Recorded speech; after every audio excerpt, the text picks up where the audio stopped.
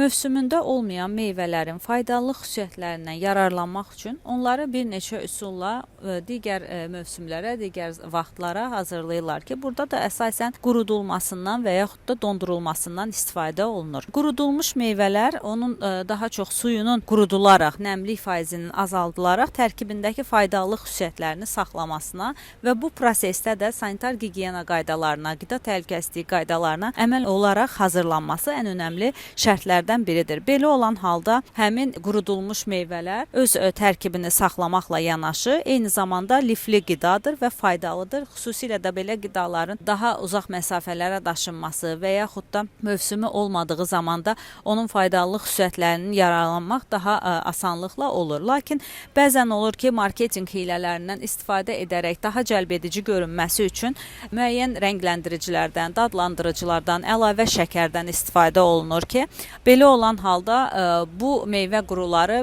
xüsusilə immun sistemi aşağı olan insanlarda, allergiyaya meyilli olan insanlarda, xroniki xəstəlikləri olan insanlarda sağlamlıq riskləri yarada bilər. Yaxşı olar ki, mütləq şəkildə qurudulmuş meyvə alarkən etibarlı, mənşəyi bəlli olan keyfiyyətli, təbii qurudulmuş məhsuldan istifadə olunsun və mütləq sanitar gigiyena qaydalarına əməl olunması ən önəmli şərtlərdən biridir. Çünki bir çox hallarda qurudulmuş meyvələri açıq şəkildə satışını həyata keçirirlər ki, bu da onun çarpaz çirklənməsinə gətirib çıxardır.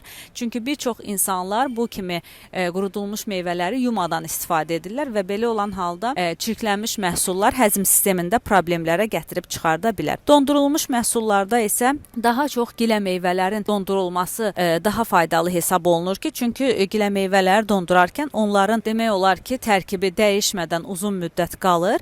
Lakin diqqət olunacaq əsas məqam dondurulmuş məhsulun donunun bir dəfə açılıb istifadə olunmasıdır.